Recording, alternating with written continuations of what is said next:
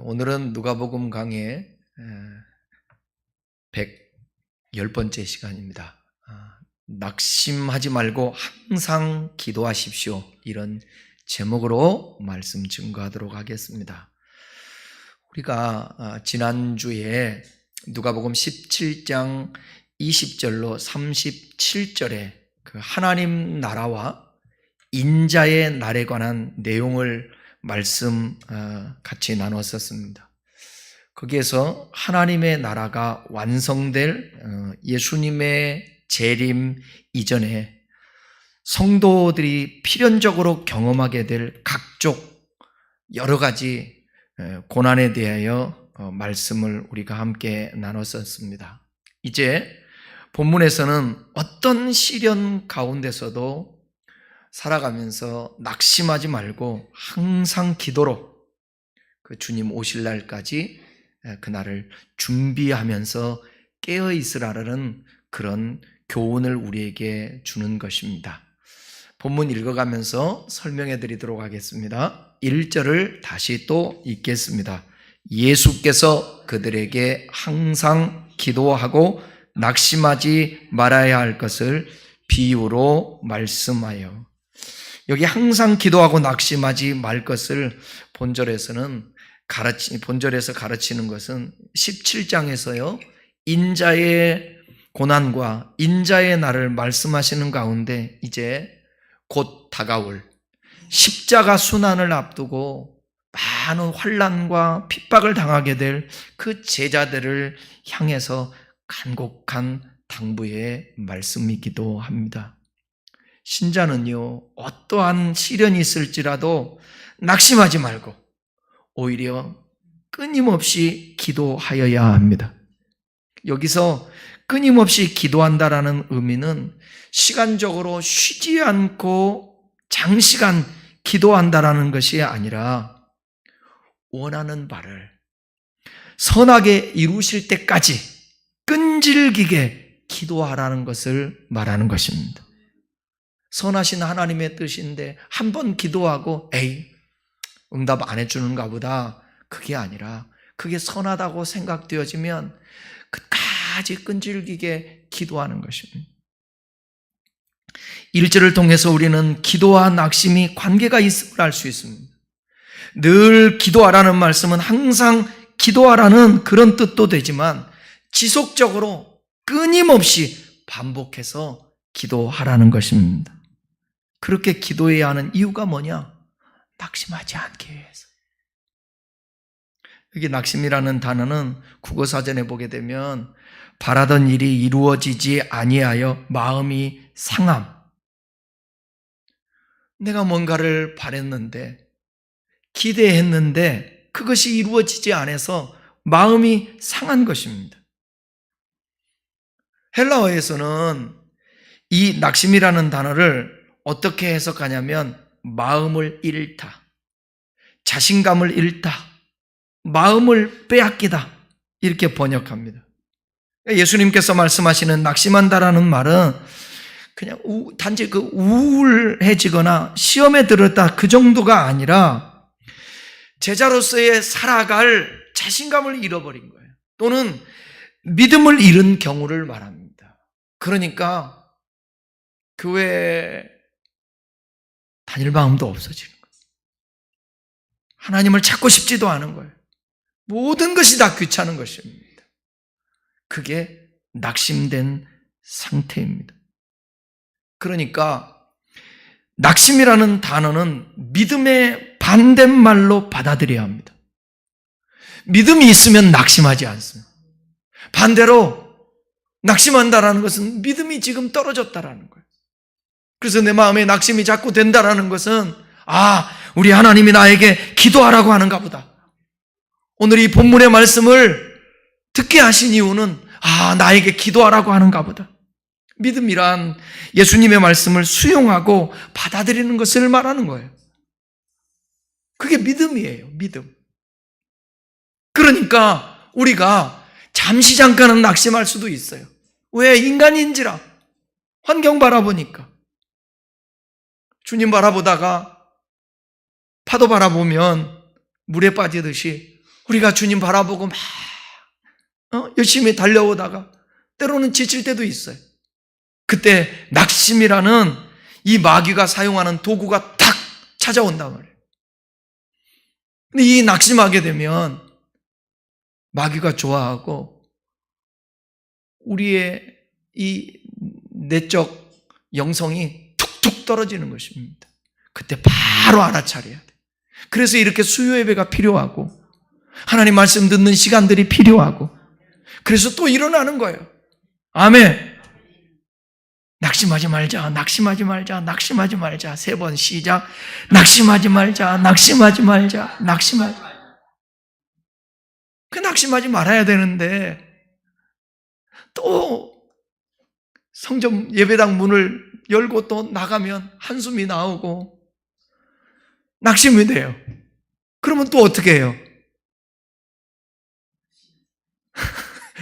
그래 여기서 한 것도 가다가 혼자 그냥 누가 아니 내가 힘을 얻어야지 누가 뭐라고 뭐해 혼자 지나가다 낙심하지 말자 낙심하지 말자 낙심하지 미쳤나 저 사람 그거 무슨 상관이 있냐고 내가 살아야지. 그러다가 또 안 되면 찬양 불러야지. 내 마음이 낙심될 때 찬송해야지. 어떻게 해요? 어둠에 쌓일 때 주를 바라보라고. 어쨌든 헤어나와야 돼요. 여러분의 감정을 그대로 놔두면 안 됩니다. 거기서 자꾸 이게 일어나야 돼. 예수님께서는 제자들이 믿음을 잃지 않고 늘 기도하도록 권면하기 위해서 한 이야기로 말씀을 하시는데 바로 2절 3절 한번 읽어보십시오. 이르시되 어떤 도시에 하나님을 두려워하지 않고 사람을 무시하는 한 재판장이 있는데 그 도시에 한 과부가 있어 자주 그에게 가서 내 원수에 대한 나의 원한을 풀어주소서 하되. 이 이야기 속에는 재판관과 누가 등장해요? 과부가 등장합니다. 재판관은 아마도 유대인 재판관이었을 거라고 생각해요. 당시 로마는 그 유대 나라가 로마의 통치 아래 있었잖아요. 당시 로마는 사형을 제외한 유대인들의 사법 자치권을 인정해 줬습니다. 그래서 회당의 장로들과 랍비들도 재판을 열었어요. 공식적인 유대 행정 관료들도 재판관의 그런 역할들을 했습니다. 아마도 이 2절에 나오는 재판관은 하나님을 두려워하지 않는 사람이기 때문에 종교 지도자가 아닌 아마도 공무원이었지 않았을까 그런 생각이 되어집니다. 그리고 사람을 존중하지도 않기 때문에 상당한 교만하고 권력을 가진 사람으로 우리가 생각되어져요.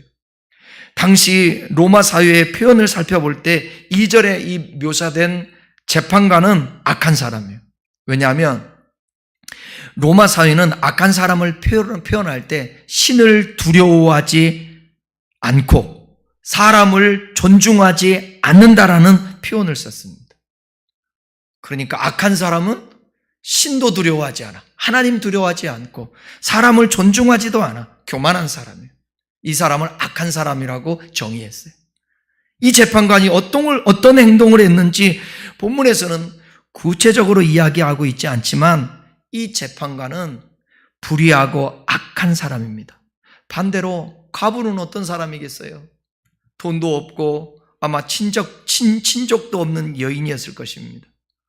당시에는요, 과부라 하더라도 여인이 직접 재판관에게 찾아가서 고소하는 일은 되게 드물었어요. 과부는 자기 친족들 있잖아요. 친족들 중에 남성에게 부탁을 해요. 재판관에게 찾아가서 대신 고소하고 그렇게 해달라고. 그렇지만 본문 속의 과부는 그럴 사람이 없는 거예요. 스스로 재판관에게 찾아갑니다. 그리고 억울함을 호소하고 있어요. 이 여인은 대신 재판을 진행해줄 친족이 없으니까 돈도 없는 사람, 친족도 또 가까이 있는 보면 제대로 된 친족도 없는 사람, 그러니까 고용도 변호인 같은 사람도 고용도 아마 못했을 거예요. 그녀가 할 수 있는 것은 뭐냐? 날마다 찾아가서 억울함을 호소하는 것밖에 없었어요. 이 대목에서 재판관의 불의함이 드러나는 것입니다. 왜냐하면 구약성경 곳곳에서는 어려움을 호소하는 과부를 도와야 한다고 나오거든요. 신명기 27장 19절을 보면 어떻게 재판해야 될지 나와 있어요. 다 같이 한번 읽어보십시다. 객이나 고아나 과부의 송사를 억울하게 하는 자는 저주를 받을 것이라 할 것이요 모든 백성은 아멘 할지. 고아와 과부의 송사를 억울하게 하면 안 되는 거예요. 안 들어주면. 하나님은 사회에서 소외된 사람들, 외국인, 나그네, 고아, 과부들이 억울함을 느끼게 만드는 사회는 절대로 만들어서는 안 된다고 구약 성경에서 곳곳에서 말해요. 그래서 정의, 공의를 얘기하잖아요. 그 재판 잘하라는 거예요. 억울한 일이 없게 하라는 거예요. 재판관은 당연히 하나님의 뜻을 따라서 이들에게 더욱 정의롭고 공평하게 재판을 해야 했습니다. 아니, 이들에게 더욱 때로는 약자에게 유리하게 재판을 해야 하는 것입니다. 그것이 하나님의 공평함이었습니다. 그럼에도 불구하고 이 재판관은 여인의 호소를 들어줄 생각이 없었습니다. 유대인들에게 재판관의 가장 중요한 자질은 뭐냐면 하나님을 두려워하는 마음으로 재판을 해야 돼요. 그런데 본문 속에 보게 되면 재판관이 어떻다고 그랬죠? 하나님을 두려워하지 않았다고 그랬어요.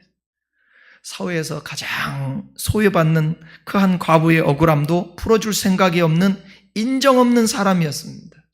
그런데 반전이 일어납니다. 4절, 5절 보겠습니다.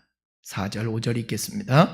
그가 얼마 동안 듣지 아니하다가 후에 속으로 생각하되 내가 하나님을 두려워하지 않고 사람을 무시하는 이 과부가 나를 번거롭게 하니 내가 그 원한을 풀어주리라. 그렇지 않으면 늘 와서 나를 괴롭게 하리라 하였느니라. 재판관은 과부가 자신의 간청이 받아들여질 때까지는 계속해서 찾아와 호소하는 일을 멈추지 않을 것이라는 사실을 알게 돼서 심적으로 부담감을 느꼈을 것입니다. 여기 보면 과부가 번거롭게 하고 괴롭게 했다 나오잖아요. 재판관이 얼마 동안은 그녀의 요청을 거절했어요. 근데 이제 더 이상 거절하지 못하게 되었는데 그 이유가 뭐냐? 과부가 자신을 자꾸 성가시게 하고 근심하게 그렇게 하기 때문이었다는 거죠. 그래서 결국 과부의 억울함을 풀어주려고 그렇게 마음을 먹습니다. 이 이야기를 통해서 우리가 깨달아야 될 것이 있어요. 우리는 우선 그 원리를 찾아야 되는데 사실 기도와 낙심하지 않는 것과는 관계는 기도와 믿음과의 관계를 정의한 것이라고 볼 수 있습니다. 아까도 말씀한 것처럼 낙심하지 않는 것이 믿음을 잃지 않는 것을 뜻하기 때문에 그렇습니다. 믿음이 있는 사람들은 끝까지 버티고 이겨내고 극복하려고 그러지 낙심하지 않아요. 포기하지 않습니다. 이 시대에 그리스도인들이 약점이 뭐냐면 하나님을 향한 그 간절함이 없어요. 열정이 없어요. 끈질김이 없다고. 그것을 오늘 주님께서 이 말씀을 통해서 교훈하고 있는 것입니다. 누가복음 2장에 보게 되면 안나라는 선지자가 나오죠. 결혼을 했는데 7년 만에 남편을 잃어요. 그래서 과부가 되었어요. 이 과부로서 성전에서 60년에 이르는 시간을 밤낮으로 금식하면서 기도를 해왔습니다.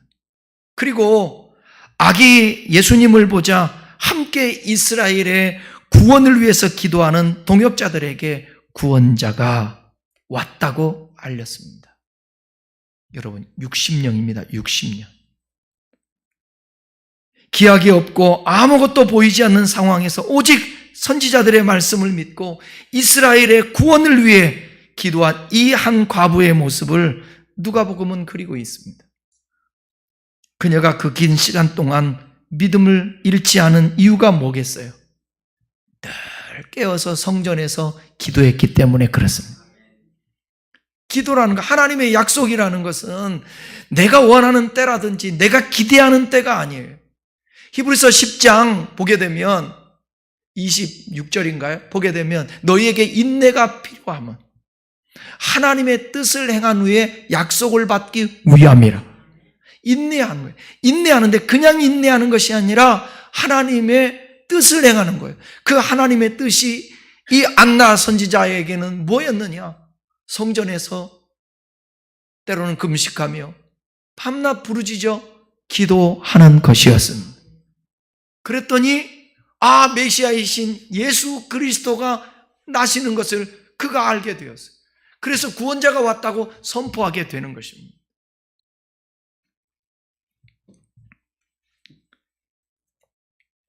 우리는 늘 언제나 깨어서 인내하며 하나님의 역사할 때까지 본문 속의 과부는 자신이 정당한 권리를 찾을 것이라고 기대하지 않았을 것입니다.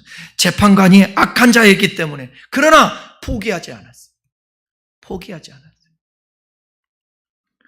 우리 삶에서 믿음과 기도는 이러한 관계가 있습니다. 성경에 쓰인 약속의 말씀들이 지금 우리의 삶에서 모든 것이 이루어지지 않을 수 있지만 그것을 믿음으로 받아들이고 포기하지 않고 이루어지도록 기도하는 것이, 그것이 제자 그리스도인의 삶인 것입니다. 항상 말씀을 가까이 하고 말씀을 읽으면서 또 기도하면서 하나님, 저에게 말씀해 주세요. 제가 이 상황에서 이렇게 힘든 일이 있습니다. 또 이런 일들을 해야 되는데 어떻게 하면 좋습니까? 성경을 펴놓고 읽으면서 기도하면서, 그러면 하나님께서 확신을 주시고, 그 확신을 줬으면 그거 붙들고 될 때까지 어떻게 하라고요? 기도하고 하나님을 의지하는 것입니다. 예수님께서는 이야기를 마치시고 제자들을 권면합니다. 하나님께서는 불의한 재판관과는 다르다라는 거예요. 하나님은 이런 불의한 재판관과는 다르다는 거예요. 6절, 7절 읽겠습니다. 6절, 7절. 주께서 또 이르시되 불의한 재판장이 말한 것을 들으라. 하물며 하나님께서 그 밤낮 부르짖는 택하신 자들의 원한을 풀어주지 아니하겠느냐? 그들에게 오래 참으시겠느냐? 예수님께서는 불의한 재판관과 하나님을 비교하십니다. 예수님께서는 1절에서 5절의 비유를 마치고 이 비유에 등장한 재판관을 뭐라고 규정해요? 불의한 자로 규정을 합니다. 그래서 불의한 재판관과 대조되는 속성을 지니신 우리 하나님에 대해서 부각시키는데, 그분은 어떤 분이냐? 의로우신 하나님이시잖아요. 하나님은 학대받는 자를 도와줘요. 고아를 위하여 신원해요. 그리고 과부를 위하여 변호를 해요. 이사야서 1장 보면 나오지 않습니까? 이 재판관은 하나님의 요구와는 완전히 동떨어진 그러한 인물이었습니다. 여기 불이란 단어, 불의한, 아디키아스라는 단어인데 부정하다, 말 그대로 불의하다, 그런 뜻을 갖고 있는데요. 불공평한 재판관이라는 뜻입니다. 2절에서 말한 하나님을 두려워하지 아니하고 사람을 무시하는 이란 재판관에 대한 요약적 표현입니다. 그렇다면 예수님은 왜 그를 불의한 재판관이라고 지적했다고요?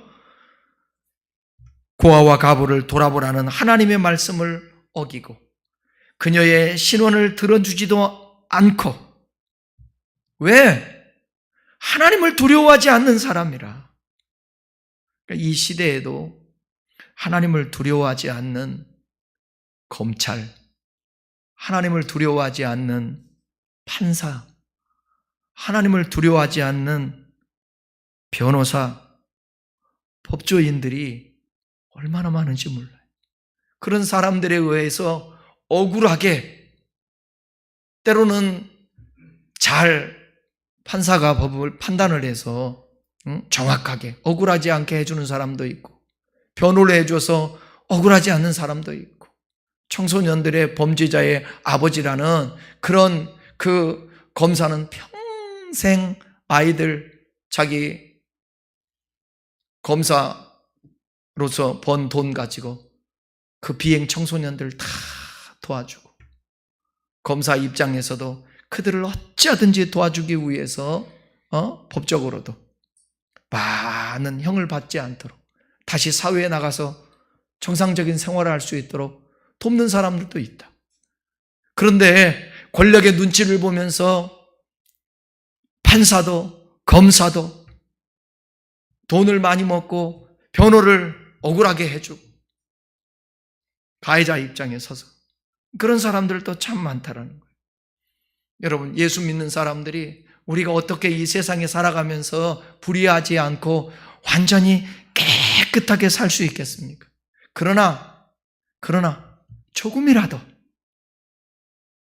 노력하면서라도 우리 이 사회에서 예수 믿는 것이, 지금은 그래요.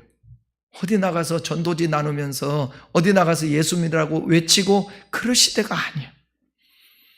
지금의 우리의 복음 전하는 것은 뭐냐면 나와 관계된 사람들 그 속에서, 할렐루야, 관계된 사람들 속에서 그냥 묵묵히 하나님의 말씀 붙들고 의지하면서 그냥 내가 그리스도의 향기를 바라고 덕을 끼치면서 살아내는 거예요. 그럼 그거 보고 사람들이 예수의 향기, 예수 믿는 게 확실히 다르구나, 그 소리를 들어야 돼. 우리 예수 믿는 사람들은 정말 의리 있고 변함없이 공정하게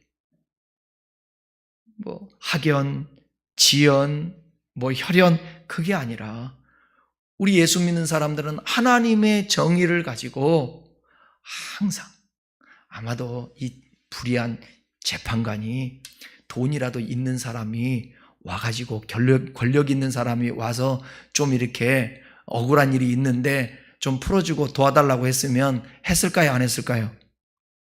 풀어줬을까? 안 풀어줬을까? 풀어줬을 거예요. 결과적으로 보면 하나님 보실 때 불의하다고 그런 사람이기 때문에.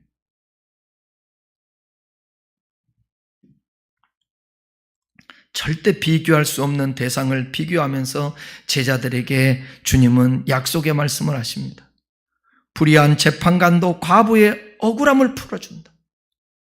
하물며 사랑과 인자가 넘치신 하나님께서 당신의 백성의 정당한 권리를 찾아주지 않겠느냐? 여러분, 사람에게는 잊혀져도 하나님에게는 잊혀지면 안 되고요. 사람은 기억을 안 해도 하나님이 기억을 하면 그거 되는 거 아니에요? 그러니까 억울한 일이 있고 힘든 일이 있을 때 우리 자비와 긍휼과 은혜가 풍성하신 하나님 앞에 기도할 수 있기를 바랍니다. 누가 알아주지 않아도, 약자편에 서시고. 특별히 우리 교인들은 그런 것 같아요. 우리 교인들은 좀 설교에 이런 표현, 좀 얍삽이?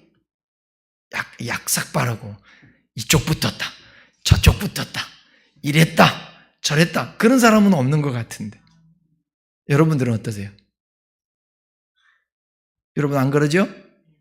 진득하니 누가 알아줘도 안 알아줘도 공평하게 내가 할 일을 하고, 그거 좋잖아요. 그죠?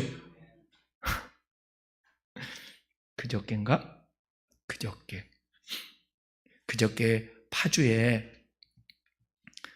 파주 연합회에서 행사가 있었어요. 체육대회가 있어가지고 제가 거기 참석을 했는데, 옛날부터 알았던 지인 목사님이신데 저보다 나이가 한 9살 정도 많은 것 같아요.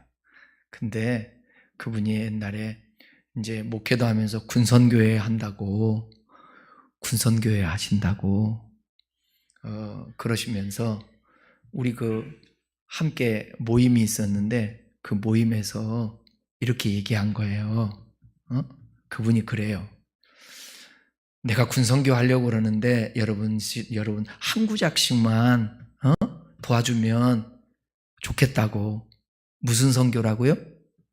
군선교. 얼마나 군선교가 중요해요. 젊은 아이들, 다음 세대. 그래서 내가 그 듣는 순간에 마음에 감동이 왔어요. 아, 그래서 이게 도와야 되겠다. 한 구자 10,000원인데 두 구자에서 2만 원 해가지고 그냥 모를 정도로 꾸준히 저는 한 번 하면 하거든요.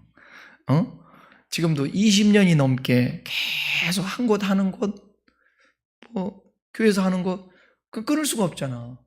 근데 이제 그 군성교 하시는 그 목사님이 그때 통장이랑 뭐 지역이랑 어떻게 됐는지 그 통장을 이제는 멈춰져 가지고 제가 몇 년 하다가 많이 했어요. 못 했어요. 그런데 얼마 전에 은퇴를 하시는 거야, 이분이. 군성교에 대해서. 예? 은퇴를. 그래서 저한테 전화가 왔더라고요. 반포에서 그 무슨 은퇴 행사를 하는데 식사하러 오라는 거예요. 그래서 제가 식사로 오라고 그러는데 제가 바빠서요 못 가는데 죄송합니다. 다음에 식사 한번 합시다. 그런데 그저께 지난 월요일 날인가 화요일 날인가 행사할 때 그때 저를 만나더니 아이고 성 목사 내가 올 줄 알았어. 내가 와도 올 줄 알았다고 그러더니 내가 성 목사를 위해서 준비해 놓은 게 있었다고. 차에다가 지금 넣고 다닌다고. 그러더니 나 없을 때 우리 지방에 모여 있는데 거기 와가지고 우리 집사람한테 요만한 거 뭘 하나 주더래요. 주면서 성 목사님이 우리 군성교를 해줬는데 자기는 많은 사람 앞에서 10명 정도는 해줄 줄 알았는데 아무도 안 하고 저만 했더래요. 저만. 한 사람도 안 하고. 그래서 그것을 잊을 수가 없었대. 너무 고마워서. 나한테 아무 말도 안 했거든. 그래가지고 감사해서 금으로 십자가를 만들었대. 한 양이 아니라 놀래려고 그러네 우리 한세. 한 돈. 그러니까 한 돈에 십자가를 만들어 갖고 이렇게 해가지고 그거를 차에다가 몇 개월을 가지고 다니신 거예요.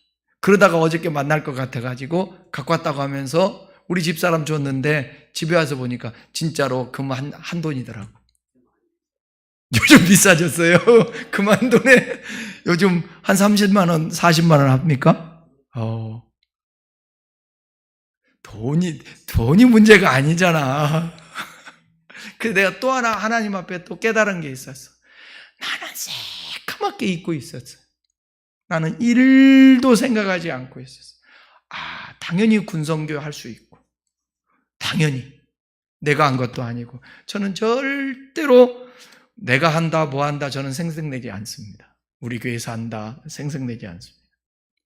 근데 어제 그렇게 하는데 그 한돈이 중요한 게 아니라 하나님께서 기억하시고 그 우리에게 그 두 구자 한 구자라는 거 두 구자인데 2만 원이 뭐가 커요 한 달에.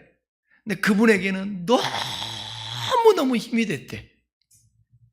진짜 잊을 수 없. 그러니까 지금 거의 20년 돼요.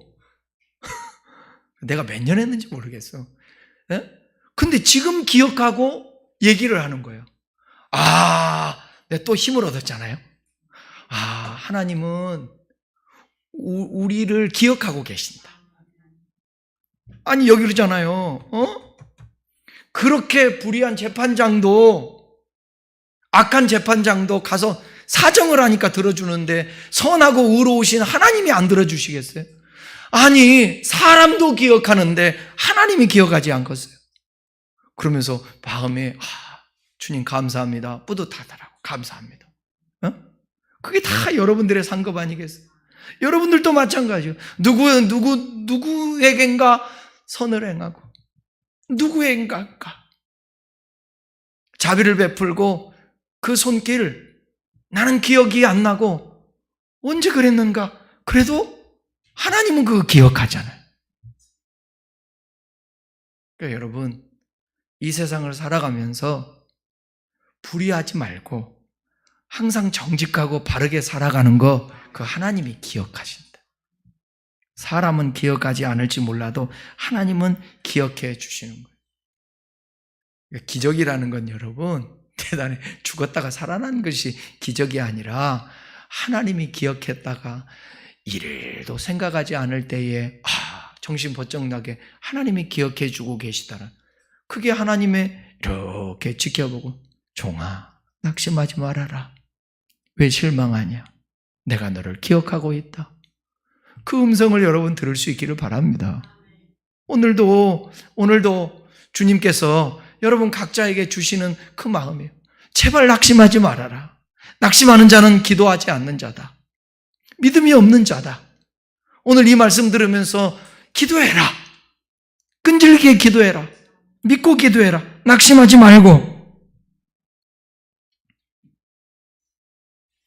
불의한 재판관도 과부의 끈질긴 요청이 귀찮아서 들어주는데 하물며 의로우신 하나님께서 그의 자녀들의 간구를 들어주지 않겠느냐. 이 반어법을 사용해서 고난당하는 자를 신원하시며 궁핍한 자에게 공의를 베푸시는 하나님의 그 자비로우심을 강조하고 있다라는 것입니다.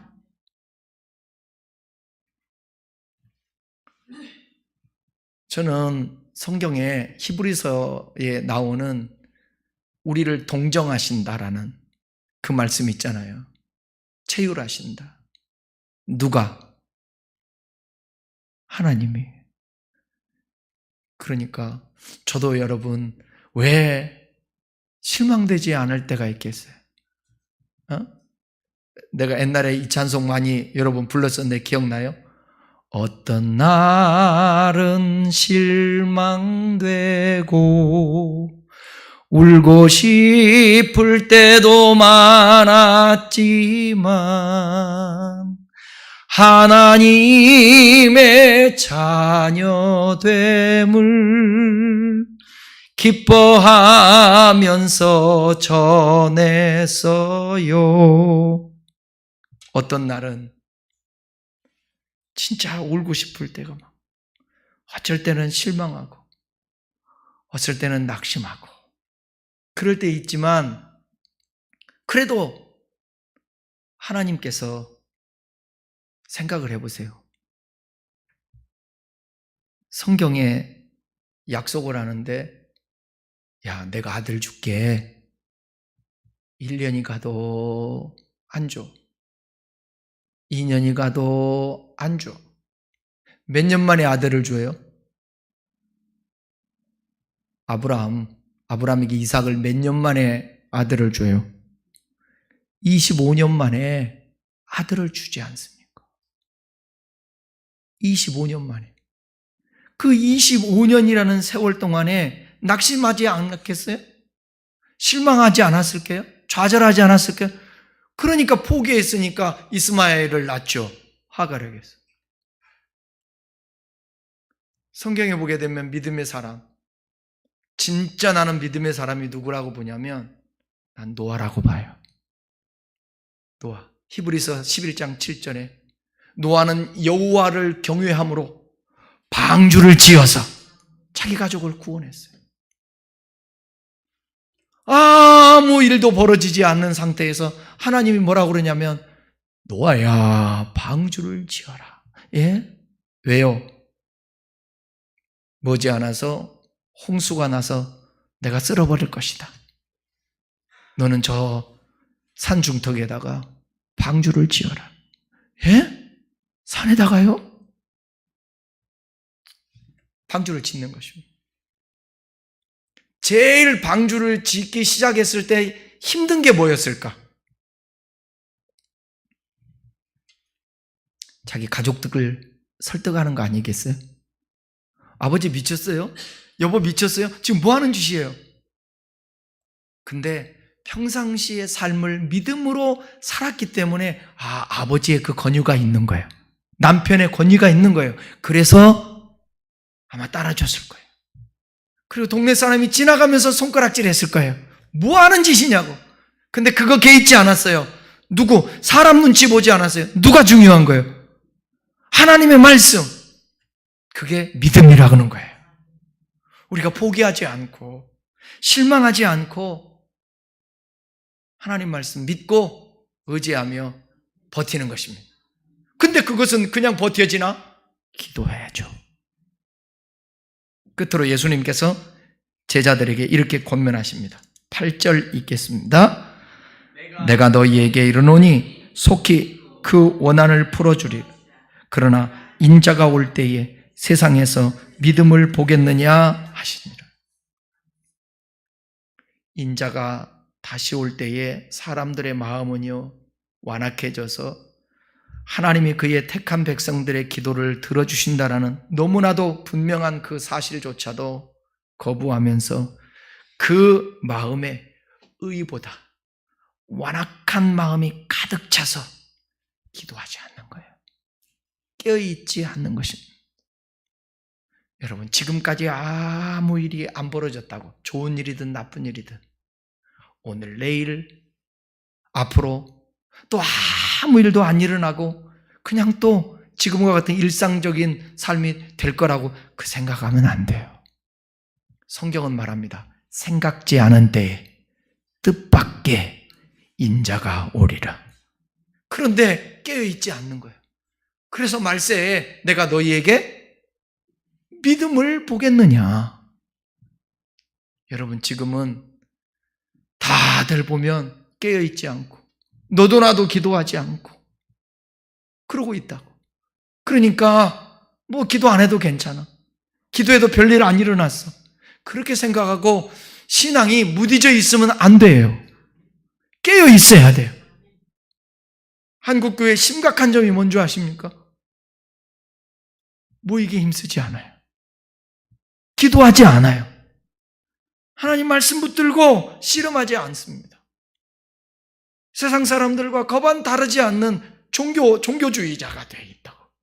그게 아니라 여러분, 사람들은 얘기할 때 놀림하듯이 말할지 모르지만 저와 여러분들이 진짜 예수쟁이가 돼야 돼요.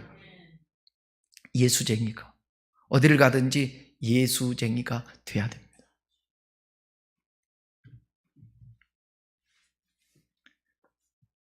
하나님의 응답이 있을 때까지 하나님의 신실한 약속의 말씀을 우리는 의지하면서 믿음을 지키고 끝까지 버텨나가야 되는 것입니다. 그러나 17장에서 지난주에 나눴던 대로 노아의 때와 같이, 노새 때와 같이 사람들은 악해서 구원받는 사람들이 많지가 않아요. 이러한 패역한 세대에 저와 여러분들이 깨어서 근신하고 이 한국교회에 그리스도인들이 다시금 자각하여서 하나님 말씀과 기도로 다시 깨어나는 역사가 있었으면 좋겠어요. 저와 여러분들이 끝까지 믿음으로 마지막에 우리 주님께서 보실 때에 내 믿음이 크도다 그 소리 들었으면 좋겠습니다. 말씀 마치겠습니다. 하나님께서는 삶에 지치고 힘들어하는 그리스도인들에게 기도라는 무기를 주셨습니다. 기도는 오늘을 힘들어하고 괴로워하는 자들에게 힘과 능력을 줍니다. 믿고 기도하며 포기하지 말고 낙심하지 말고 항상 기도로 승리하는 저와 여러분 되시기를 주님의 이름으로 축원합니다. 기도하겠습니다.